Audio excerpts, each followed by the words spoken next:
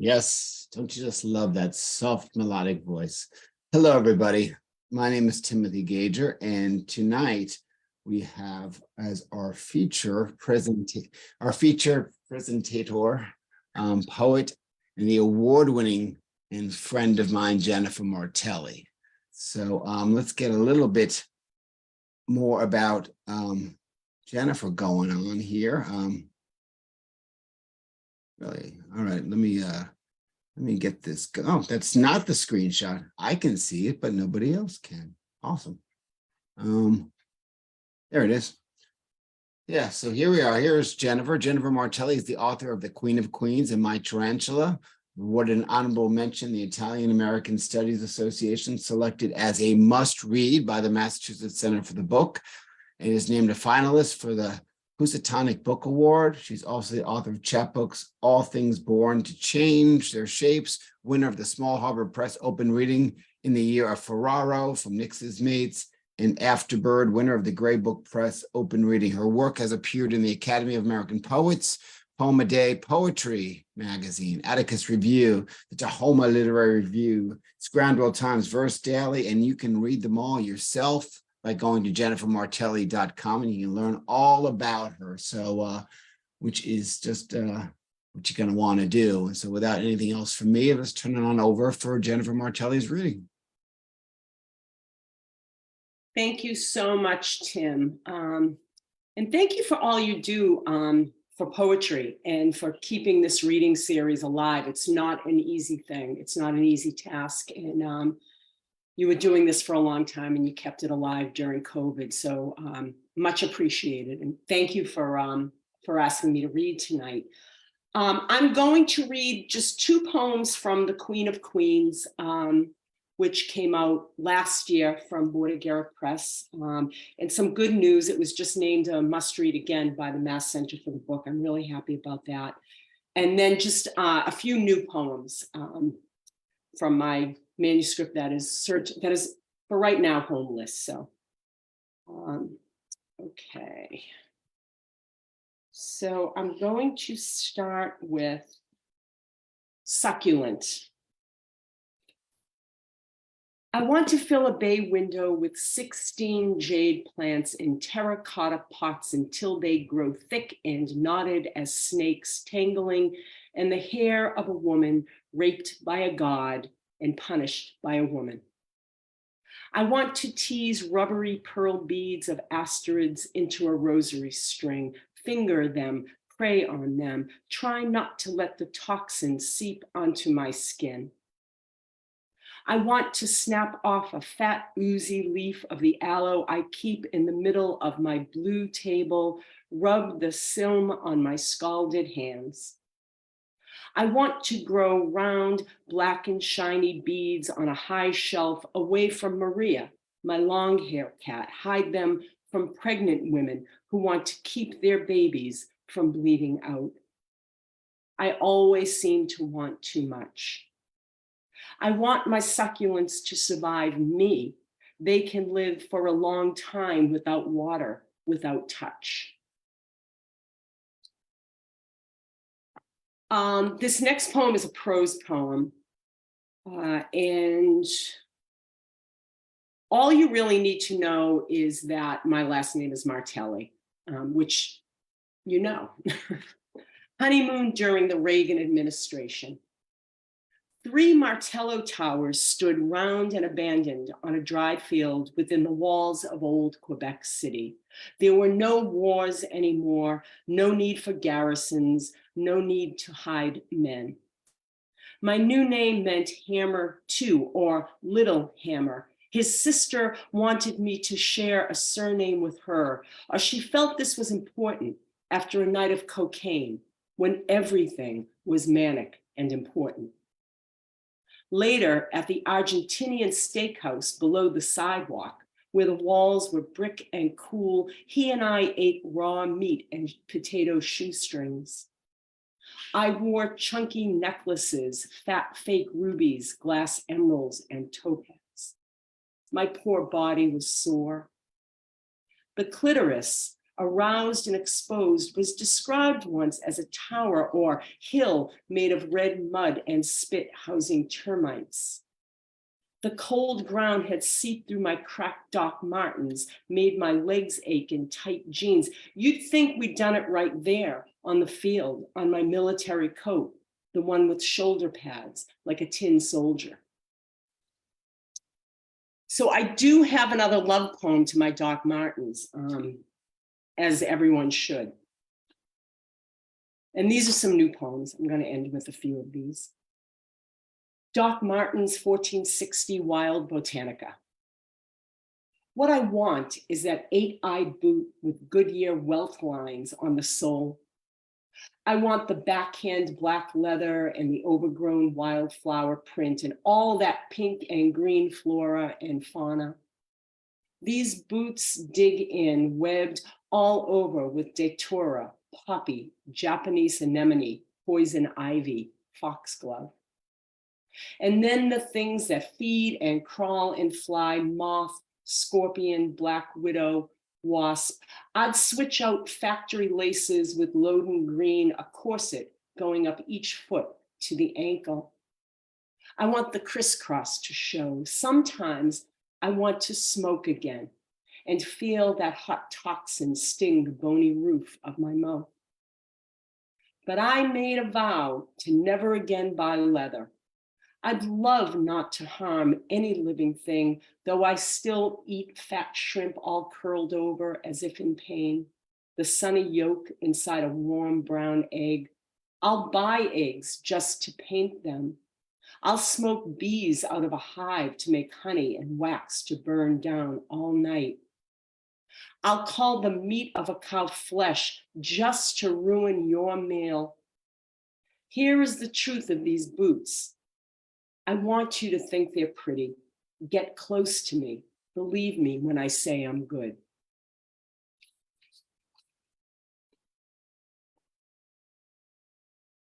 Saint Cocaine of Lines, Saint Anisette, Saint Marijuana, Saint Horse.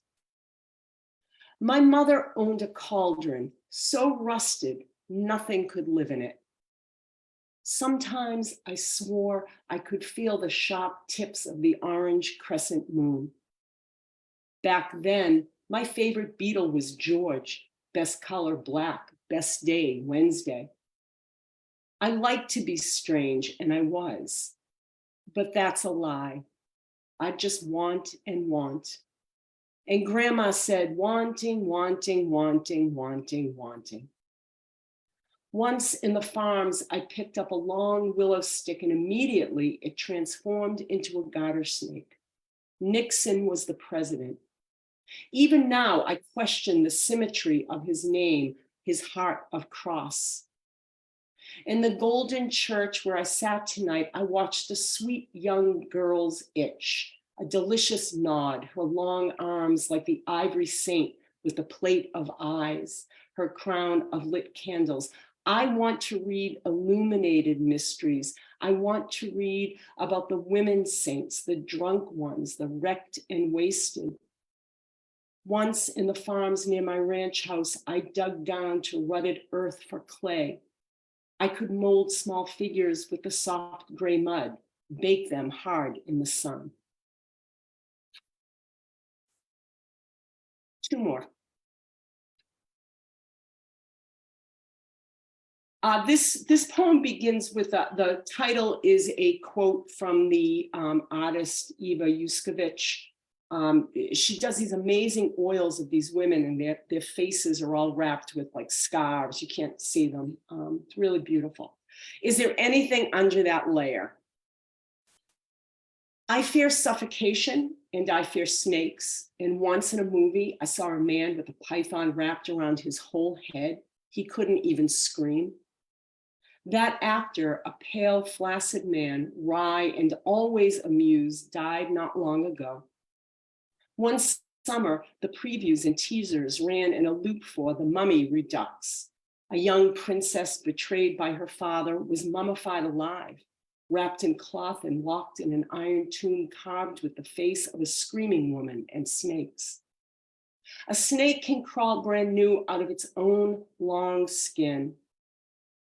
The father betrayed his daughter because he adhered to his own mythology, like most fathers. I think I fear suffocation because of the weight covering me, stars asphyxiating themselves, colors exploding into jewel tone hues like the diamonds of a hungry snake.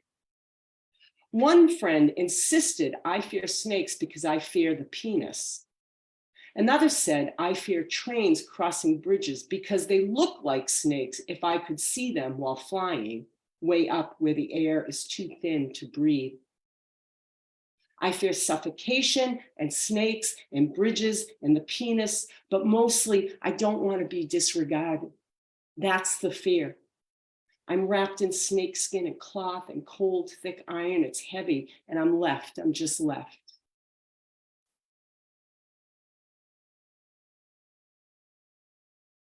My last poem. Am I okay for time, Tim? Okay. Blades.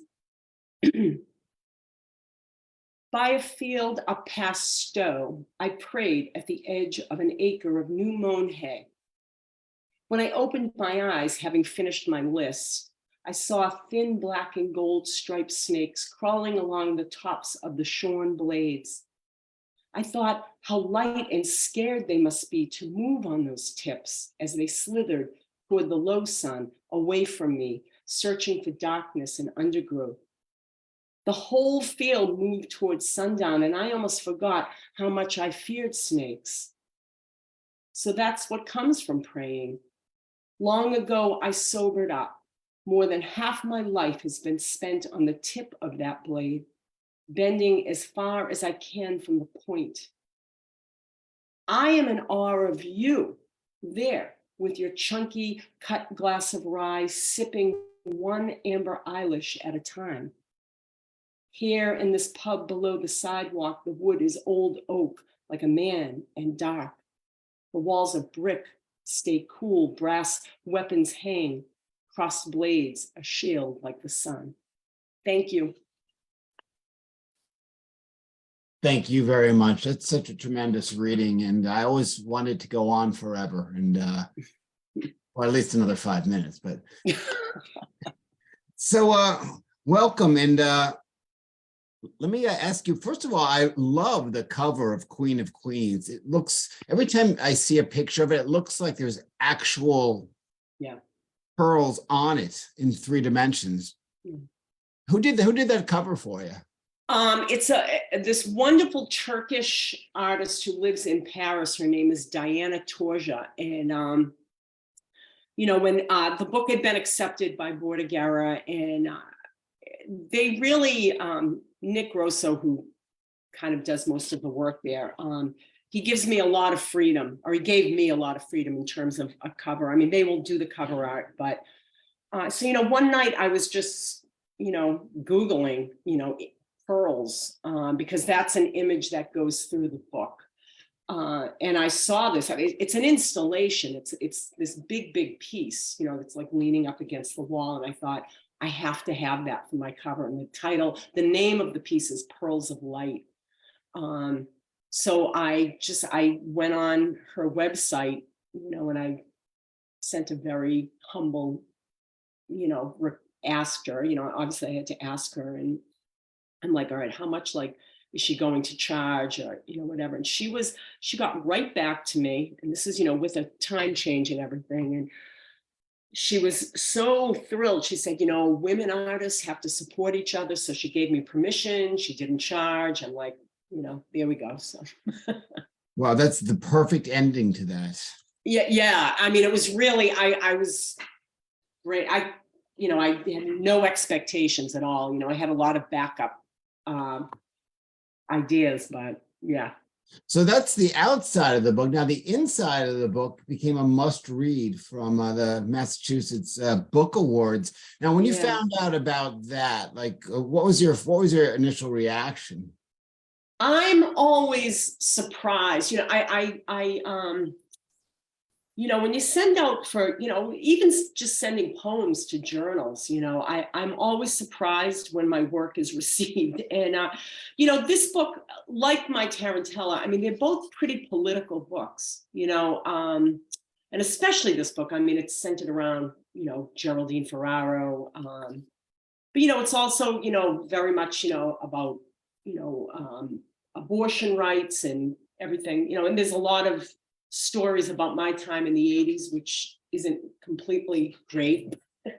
So when it's sort of, received, with that sort of, when it's read with that type of generosity, I mean, I'm always surprised and really grateful, but more surprised, I just, yeah, I don't usually send out and say like, oh, they're definitely going to pick this one. I wish I had that confidence, but. Well, I mean, you write so much about strong, inspiring women besides Geraldine Ferrara. I mean, there's Nancy Pelosi, Molly Ringwald, Kitty Genovese, which is not necessarily an inspiring woman, but it's a pretty heavy duty story. Now, when you're writing, do you look for specific, inspiring, strong women, or is it just things that, your day-to-day life, day-to-day thoughts? Yeah, with both books, with my Tarantella, which, was the Kitty Genovese book, and then Queen of Queens, which is Geraldine Ferraro. And I almost see these like as, I don't know, like a sequel, as now that they're done and they're kind of things in the world.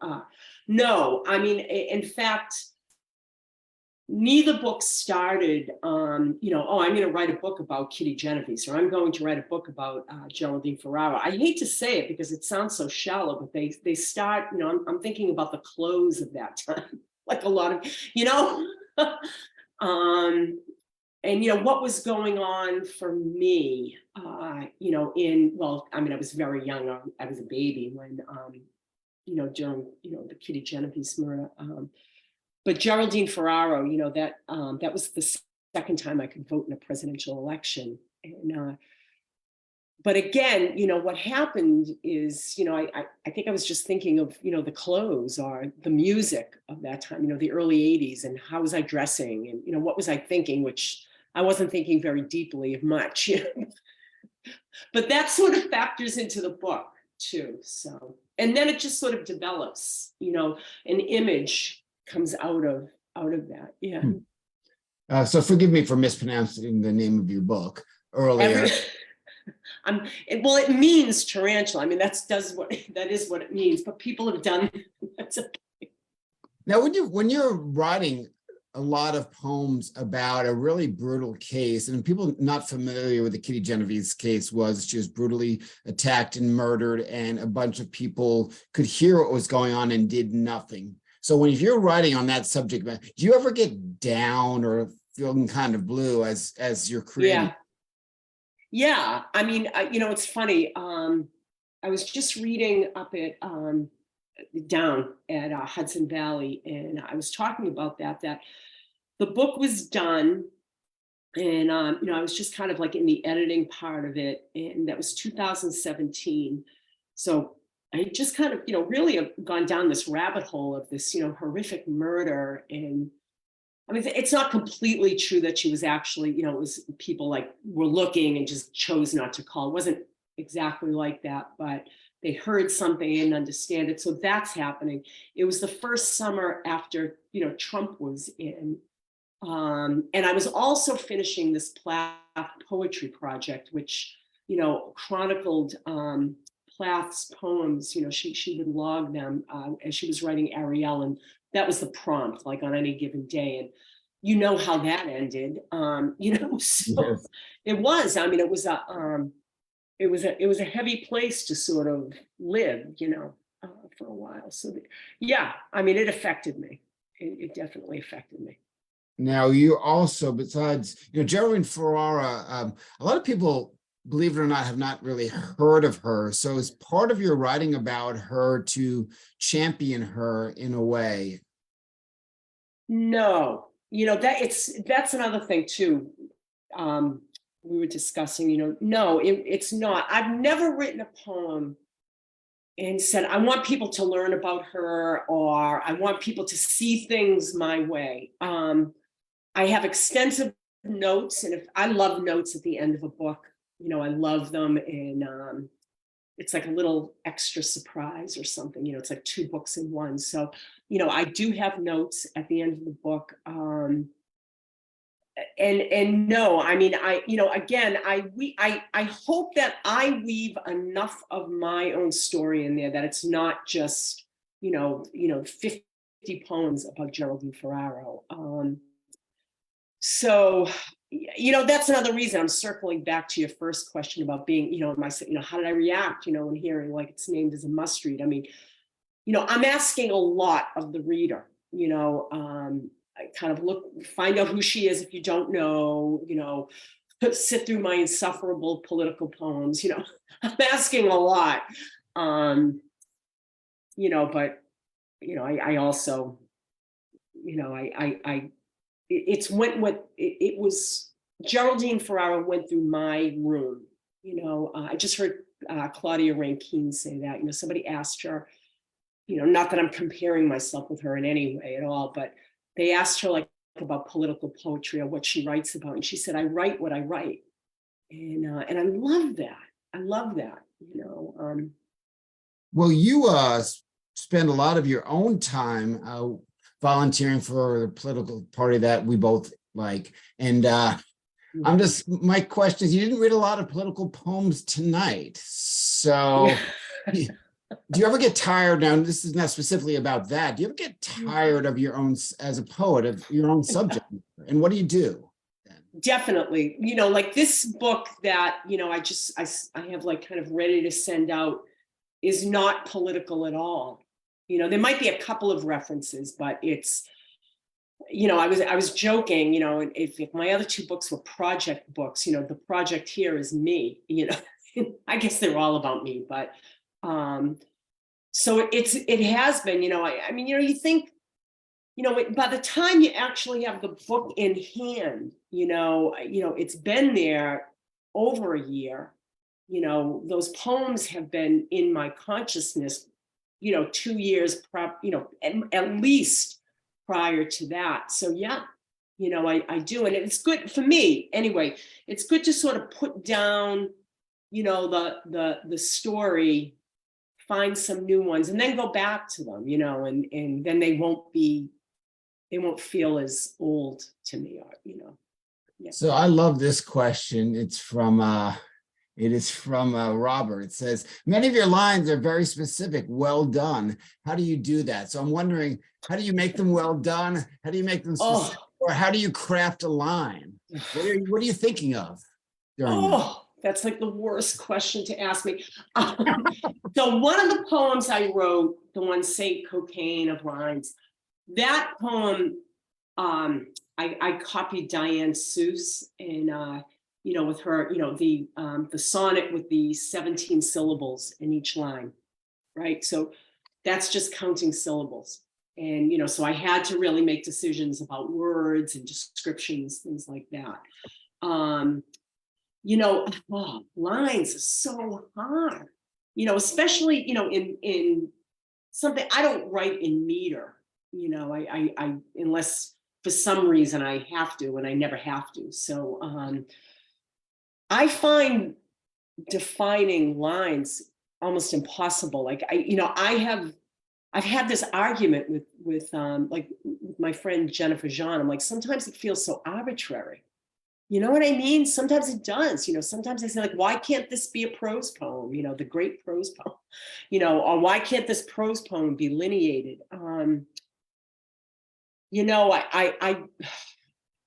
So I don't have a good answer for that. I wish I could say. I can tell you this: when I have a better sense of what I'm writing about in a poem, I find lineation a lot easier. So I don't know what that means. Like if I have an emotional clarity, if I'm like, this is what this poem's about, then sometimes I find I can work with the line breaks a little bit better. But aside from when I have to, I generally don't count syllables except if I'm writing, one of those sonnets, or if there's some sort of prompt or something like that. or, beats, Karen has a question. If you've written about two women of Italian descent in the past. Is there an Italian woman today who has inspired you? If not, is there a woman of any ethnicity that would lead you to make a poem? Oh, that's a good question. Well, in Queen of Queens, I have a love poem, a love sonnet to Nancy Pelosi. So there's that. It's funny. I'd never heard of this woman, but I was asked to write a poem responding to a woodcut. This sounds so much more complicated than it is. I'm just not explaining it well. Of this 17th century Venetian woman, her name was Elena Piscopia, and she's the first woman who ever received a doctorate. And she received a doctorate in philosophy. And so I just had to write a poem. I don't know. I don't know that I would have sought her out. I don't know if I would have sought her out. My newer, like my more recent poems, I've kind of gone back to some more political stuff. So in terms of any one woman, again, as I said, I can't say I've ever sought a woman out. It's just I generally read about women, and that's what comes through, my room.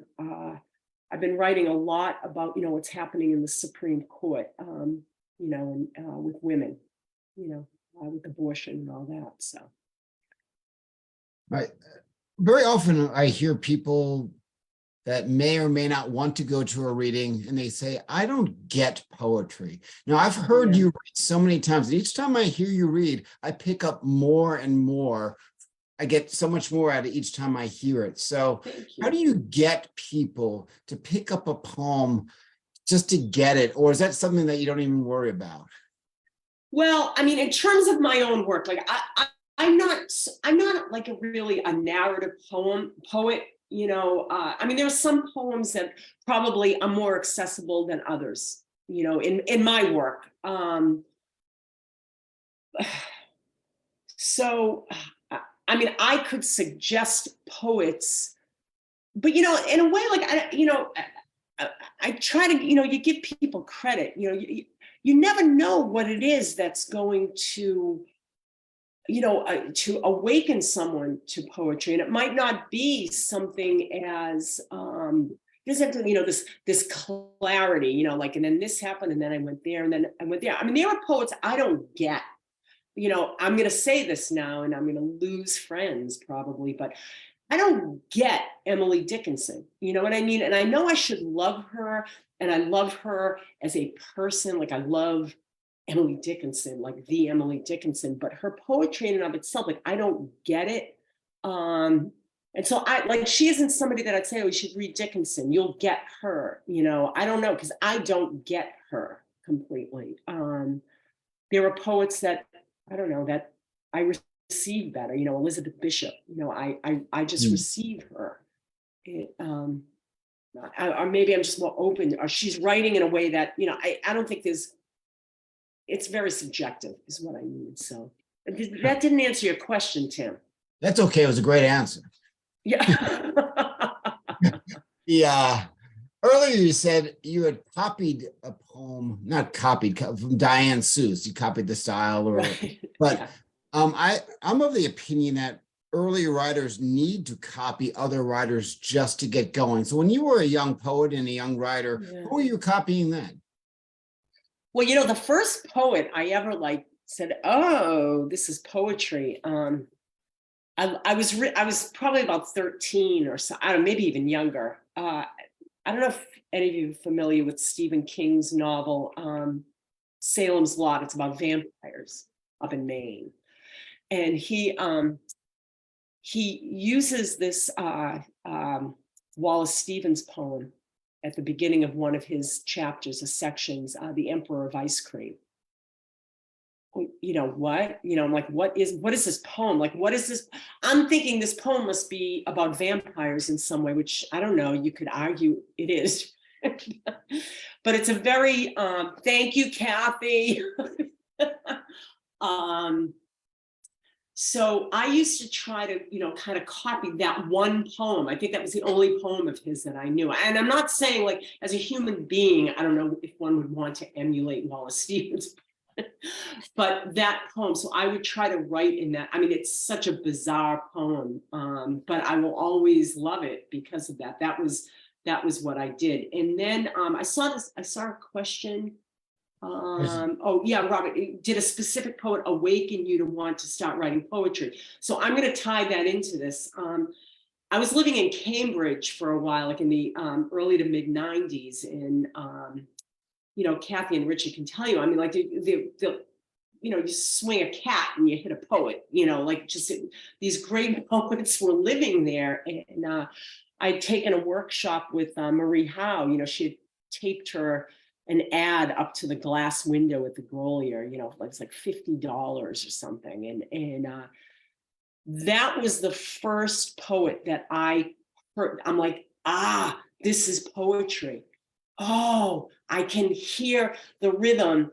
And then to go back to the other question about lines, if you read her poetry, there's a syntactical rhythm, like the music, the poetic music that I hear. And again, I don't know that this is an objective comment that I'm going to make. I think it's more a subjective thing, or how our bodies, absorb sound because of like our heartbeats and all that. Her lines are very rhythmic, but syntactic, like they're really good sentences. You know what I mean? Like they're these awesome musical sentences.